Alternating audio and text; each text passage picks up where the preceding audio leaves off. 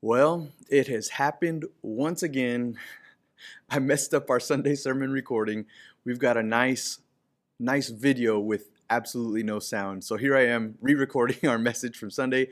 Um, the reason I've said this before, but just so you know, the reason I think it's worthwhile to do this is our posting of our Sunday sermons is not meant to be something that is like a online, like, get a bunch of views kind of thing. It's meant to be a catalog of good, solid biblical teaching. Um, and we want it to be available to people on our Facebook, also on our YouTube channel, that stays there for years and years. That people can share with each other, that people can look back through our old teachings, all kinds of stuff like that. So we messed up. Like I said, I messed up our Sunday sermon recording, but here I am. I think it's worth it to do it again so that I can post this.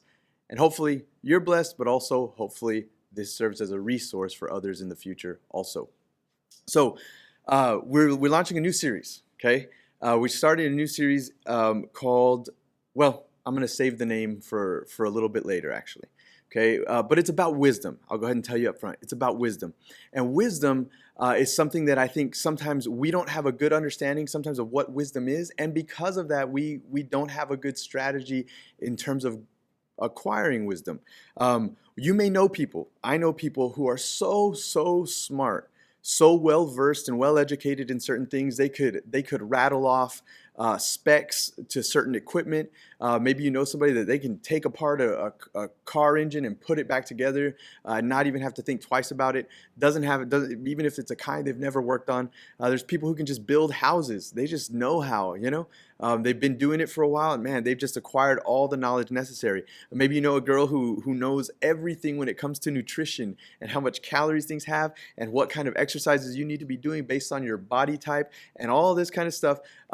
It could be finances. You could have a financial guru, somebody who's an accounting wizard, and they can help you make all the best investments and those kinds of things.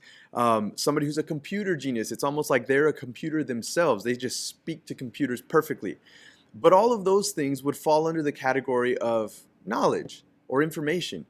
That's actually not wisdom, because we all know people who have those kinds of smarts, that level of intelligence, and still make really, really poor life choices that lead to a whole bunch of really tough consequences. Um, so the reason for this series is to help us not be those people, because I truly believe God does not call us to be those people that are continually making poor choices leading to bad outcomes that affect not only us but all those around us. I think he wants more for us than that. So for a few weeks we're gonna be jumping around the book of Proverbs, and the title of this series is "If Any of You Lacks." I'll explain that phrase a little more later. Maybe you already recognize it, maybe you don't. But if any of you lacks, and today I'm going to close with a verse that points us in a direction, in a really simple direction, with a really simple starting point to approach and to acquire wisdom. So today, here's the goal. The goal is to lay some groundwork for the rest of the series. Today, I'm not going to present a specific wisdom principle that you can apply in a bunch of areas of your life and see that it'll bless you. Rather today are kind of three foundational things that I think are going to benefit us as we look to God for wisdom. The first one is this. The first one is very simple. It's that wisdom can be kind of tricky. Okay, wisdom can be a little bit tricky. I want us to know this ahead of time. You can think that you're wise and not be wise. You can think that you're understanding and that your decision making is good, and it still not be good. And this is not just my opinion. This is told to us in multiple places throughout the scriptures, but I'm going to point us to one specific passage, one specific verse in Proverbs chapter 14, verse 12. You may have heard this before. It says, "There is a way that seems right to a man, but its end is the way to death." Okay? Some translations say there's a way that seems right to man, but in the end it leads to destruction. Okay? What this is telling us, this is from God's word, this is telling us that, hey, there are paths that seem good for us, to us. In our minds, they seem great. Go for it. Yeah, go get it. Awesome. And really, it's a really bad decision. It's going to lead to a lot of harm down the road. I want us to see that up front. So that's the first one. Wisdom can be a little bit tricky. Your wisdom might be false wisdom. That's the first thing we need to be willing to acknowledge. Second thing, wisdom is incredibly valuable. Man, we sometimes so undervalue wisdom. Sometimes we're just not realizing how big of a deal and how big of a blessing good godly wisdom would be to our lives. And like I said, I think God wants us to experience this blessing. I'll show you more of that in a minute. But it's incredibly valuable. And that's just, again, I want you to see that in God's word, he's telling us it's valuable and you should be going after that. So let's look at Proverbs chapter 3. I'm going to start in verse 13 and read to verse 18, okay? 13 to 18. It says, happy is a man who finds wisdom and who acquires understanding, okay? Happy is a man who finds wisdom and who acquires understanding. For she is more profitable than silver, and her revenue is better than gold. Okay, I want to pause here for a second. It brought up she, some woman, you know? Who are we talking about here? I want to make clear, this is figurative language referring to wisdom. Who is she? She is wisdom, okay? She is understanding. And those terms are being used kind of as a pair, wisdom and understanding, right? Happy is a man who finds wisdom and who acquires understanding, for she is more profitable than silver. Valuable, right? And her revenue is better than gold. It keeps going. She is more precious than jewels. Nothing you desire compares with her. Remember, wisdom. That's who she is. Long life is in her right hand, and in her left riches and honor. Her ways are pleasant, and all her paths peaceful. Oh man, don't we all want peace in our lives? She is a tree of life to those who embrace her, and those who hold on to her are happy. Okay, listen to all those things real quick. More profitable than silver, revenue is better than gold, more precious than jewels. Nothing you desire compares with her. Long life, her ways are pleasant, her paths are peaceful. She is a tree of life to those who embrace her. Those who hold on to her are happy. Wisdom is incredibly valuable. Now, this is said again in a slightly different way. I'm going to take us to chapter 4. Still in Proverbs, chapter 4, verses 7 through 9. It says, wisdom is supreme, so get wisdom. And whatever else you get understanding. Remember, those are synonyms, though. Those are interchangeable. Cherish her. Here's that language personifying wisdom again, making wisdom into portrayed as a person, right? Cherish her. She will exalt you. If you embrace her, she will honor you. Wow, cherish her and she will exalt you. This is interesting, right? If you value her, if you cherish her, if you cherish wisdom, wisdom exalts you. What does that mean? Wisdom lifts you up. Wisdom helps you. Wisdom blesses you. If you embrace her, she will honor you. She will place a garland of grace on your head, and she will give you a crown of beauty. Okay, so I shared those two quick passages just to hammer home this point that wisdom is incredibly valuable. I think even among believers, sometimes we greatly undervalue wisdom. So, second point, there's great wisdom in reaching for wisdom. And that sounds silly, but I want us to, this is kind of a first step for us, right? If we realize, oh man, I should go after wisdom, it's valuable, we've already made a wise decision there. That's a wise decision to go after being wise, okay? And remember, we're not talking about knowledge. We're not talking about doing some more research about a certain topic. We're talking about ways to actually make good decisions that honor God, bless us, and all those around us. We want to make decisions that are wise. Okay, here's the last point, and here's the one I'm going to hammer the most. Sometimes even when we have a humble enough attitude to acknowledge that, yes, we need more wisdom because we make mistakes, and man, I've really dropped the ball in big ways all over my life in different situations. Maybe you're in the middle of one of those messes right now.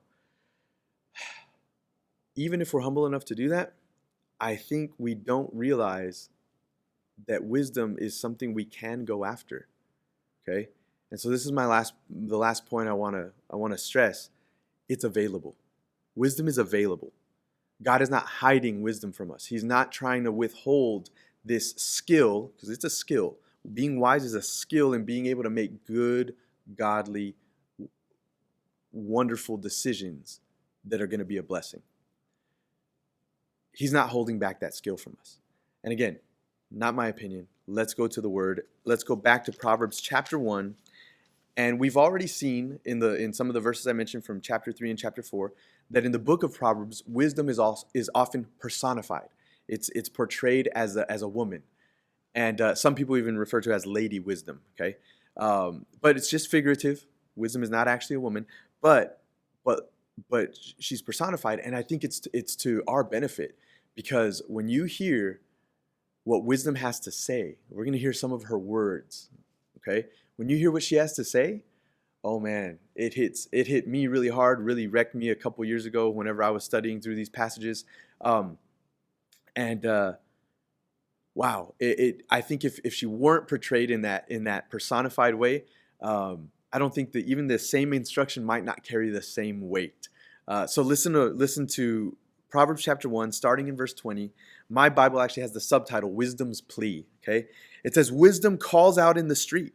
She raises her voice in public squares. She cries out above the commotion. She speaks at the entrance of the city gates. And then it starts a quote. We're about to hear what she's saying. But before that, I want to make very clear, just in those verses we just heard, she calls out in the street. Okay, she's not being private about this. She's not hiding. She's out in the street being publicly loud for people to hear. Okay, wisdom is crying out. I want you to pay attention to this. God's not hiding wisdom from us. Wisdom is crying out. She raises her voice in the public squares. She cries out above the commotion. I told everybody yesterday this would be like wisdom setting up some speakers, borrowing some speakers from the church here and heading down to the town square here in Uvalde and blasting them loud enough to be heard over the traffic, over the commotion of the town. She's crying out and she's not being quiet about it. Okay? Now, let's hear what she says, starting in verse 22. Starts a quote. Here's wisdom's words. How long, foolish ones, will you love ignorance? How long will you mockers enjoy mocking and you fools hate knowledge? If you respond to my warning, then I will pour out my spirit on you and teach you my words. Since I called out and you refused, I extended my hand and paid no one attention, and no one paid attention. Since you neglected all my counsel and did not accept my correction, I in turn will laugh at your calamity. I'm going to pause there. Listen to this cry of wisdom. How long, foolish ones, will you love ignorance? Now, ignorance in itself is not actually an insult. Ignorance doesn't mean you're dumb or you're incapable or anything. It just means you don't know. Okay? All of us are ignorant in certain areas where we just don't know. But there's a deep spiritual issue here. She doesn't say, "Oh, it's so sad that you're ignorant." She says, "How long will you love ignorance?" And I think there's a part of us that there's a part of us that needs to acknowledge that sometimes we can be walking in life making all kinds of terrible decisions, and the fact that we continue to repeat them in spite of seeing the consequences actually shows that for some reason we like being in that pattern. We like being in ignorance. We like operating as a foolish person. How long, foolish ones, will you love ignorance? How long will you mockers enjoy mocking, and you fools hate knowledge? How long? Mockers, mocking is like making fun of things, scoffing and saying, that's dumb, right? And laughing about. And for the wisdom that God has for us in his word, for sure many unbelievers would make fun of what Christians believe. But I'm not talking about unbelievers right now. We as believers, if you're a follower of Christ, sometimes we fall into a pattern of mocking also, where we'll say that we're followers of Christ, but even we'll deny certain things in his word and say, well, that's dumb. That's, I don't believe that. And and if you do believe that, you're crazy or you're weird or you're religious or whatever it is. If it's instruction from the Lord, how dare us hate his knowledge? Listen to the availability though. In verse 23, it said, if you respond to my warning, then I will pour out my spirit on you and I will teach you my words. This is amazing. Wisdom is crying out. She's calling people out. You quit being foolish. But she says, hey, if you hear my warning though, I'm ready to bless you. I'm ready to pour out my spirit on you, teach you my words. you'll have wisdom. You'll have me. Wisdom is available. That was my point, right? Wisdom is available. But then look what it says next. Since I called out and you refused, extended my hand and no one paid attention, since you neglected all my counsel and did not accept my correction, I in turn will laugh at your calamity. When we don't listen to wisdom, sometimes we'll have good, godly counsel in our lives from other people, and they try to direct us down a great path, and we ignore it. When we don't pay attention to God's clear instructions in His Word, when we don't even seek what He has to say in His Word, we're going to fall into situations of calamity. We're going to make a bunch of poor decisions that lead to a lot of negative consequences, none of which we desired, but we still made the choice because we lacked wisdom and we didn't heed His commands. Look what it says in verse 26. I will mock you when terror strikes you. When terror strikes you like a storm and your calamity comes like a whirlwind, when trouble and stress overcome you. Then they will call me. Wisdom is still talking here, right? Then they will call me, but I won't answer. They will search for me, but won't find me. This verse, the multiple times that I've gone through this verse and thought about this, I think this is talking about not the fact that God, when we're in a bad situation, God's like, well, you got yourself there. I don't want to help you. I don't think that's the attitude. But I have seen, and maybe you've experienced this, that when you dig yourself into a pit with poor choices, and you get down to where now all the consequences have come, and now it's obvious that they were poor choices, and you've fallen and you've dug yourself a deep hole. You kind of come to your senses and you say, okay, I need a way out. I need to be wise. I need to know what's the right thing to do now so that I can get out of this mess. But when we're in those deep pits, it is very hard to see anything clearly. Once you've dug yourself in that far, you could receive the wisest counsel from somebody in your life. You could see the perfect Bible passage that addresses your situation. You could hear just the right sermon that cuts you deep and, oh man, that's exactly what I'm going through. And at the same time, it makes it very hard because you're not processing things right. You're so stressed out. You're so overwhelmed with the burdens of your choices that it's still hard to make a good decision. And I think then they will call me, but I won't answer. It's like it's too late. You've dug yourself in. So what I'm saying is, hey, let's not dig ourselves that deep. Let's seek the Lord for wisdom so that we don't end up in those pits. Verse 29 says, because they hated knowledge, didn't choose to fear the Lord, were not interested in my counsel, and rejected all my correction, they will eat the fruit of their way and be glutted by their own schemes. Now, this is crazy to me. This imagery is very hard-hitting for me. It says, because we're not listening, because we're ignoring wisdom, right? They will eat the fruit of their way. That means you're going to reap the consequences of what you've done. Okay, you're going to experience all those negative consequences. They're going to come. And it's using the imagery of eating. You're going to eat the fruit. Okay? But then it goes even further. It says they will be glutted with their own schemes. Now, most people know what gluttony is. It's when you overeat, right? That's what gluttony is. Something the word actually warns us against. But here, it's not worded as something that you're doing anymore. It's something that's happening to you. They will be glutted with their own schemes. And this, to me, I think the phrasing matters. I think this is saying that once you're in that pit and you're starting to eat the fruit of your way, you're starting to feel the consequences, but then it says you'll be glutted. It's gonna overfill you. You're gonna be filled way beyond the point of full. Because you've ignored wisdom. How sad. Verse 32, for the turning away of the inexperienced will kill them, and the complacency of fools will destroy them. Now, these are some wise words, right? This is wisdom crying out, but this is a deep principle that that when we turn away from wisdom, it says the turning away of the inexperienced, in other words, the unwise person, the inexperienced person, they turn away from wisdom. That turning away is going to kill them. Now that may not be physical death. This is figurative language still. It's going to have negative consequences. It will destroy you. And the complacency of fools will destroy them. Complacency is when we're in a situation, it doesn't matter how terrible or how good it is, and we're like, I think I'm all right. That's complacency, and that kind of complacency can destroy us. But whoever listens to me, if this passage seems too negative, listen, there's hope. Okay? We've already seen wisdom is crying out, and she's already said, if you hear my warning, if you listen to my warning, I'll pour out my spirit on you. At the end of her words here, she says again, whoever listens to me will live securely and be free from the fear of danger. Wisdom is crying out. This was my last point. It's available. Okay? God's not trying to hide wisdom from us. We're not supposed to walk through life just making mistake after mistake after mistake after mistake, repeating the same patterns over again. Because part of wisdom is learning from those mistakes. Yeah, we're going to mess up sometimes. But I don't think God wants us to just walk in unwise paths.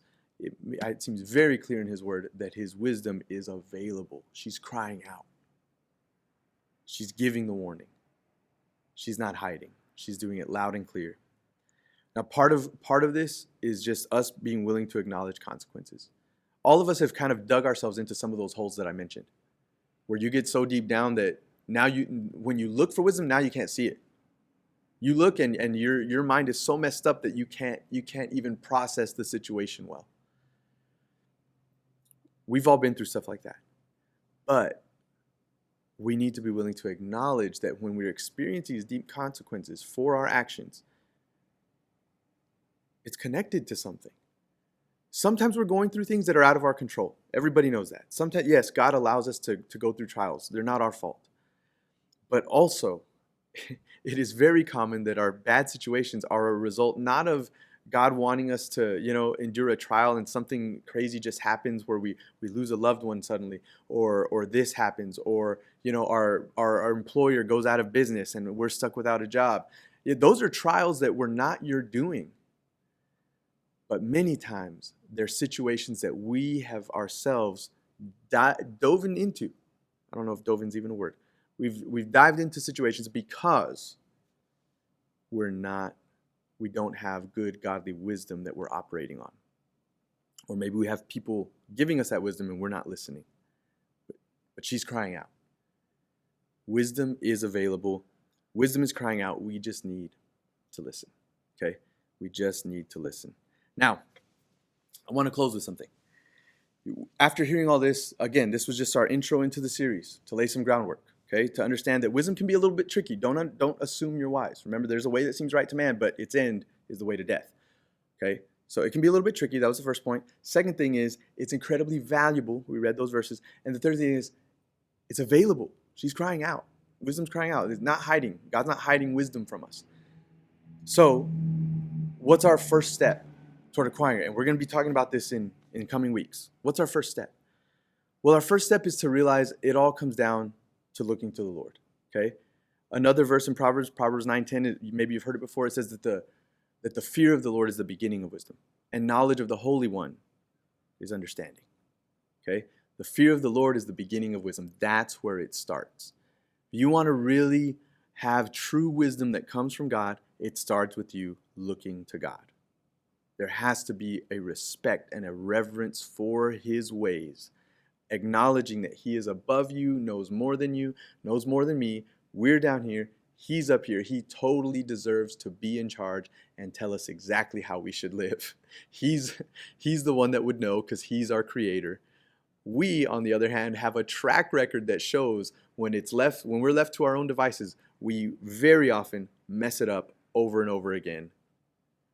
We need to have a fear of the Lord. That's the beginning of wisdom. You say, okay, all right. So I need to, have a fear of the Lord. What's my first step? I want to point you to a simple verse that I think gives an incredible promise. And this is the reason for the name of the series, If Any of You Lacks. In James chapter 1, verse 5, it says, now if any of you lacks wisdom, that's what I was referring to, right? If any of you lacks wisdom, he should ask God, who gives to all generously and without criticizing, and it will be given to him. So that's where I want to close today. If any of you lacks wisdom, if I lack wisdom, we can go ask God, and he's willing to give it. Now, that doesn't mean, oh man, this has to be done with right motives. This doesn't mean I can say a prayer and say, well, God, I want wisdom, and tomorrow I wake up as wise as Jesus, you know? That's not what it's saying. But if we're sincere and we go to the Lord and we start asking Him to help us be wise, that's a prayer that He wants to answer. That's a blessing He wants us to have. So that's where we're going to stop for today. I hope that throughout this week, that can be an ongoing prayer in your life to actually start looking to the Lord for wisdom, acknowledging that you need it, that it can be a little bit tricky, that it's valuable, but you know He's made it available. So go to Him and ask Him for it. I hope that blesses you. I hope that made sense, and I hope to see you again. God bless.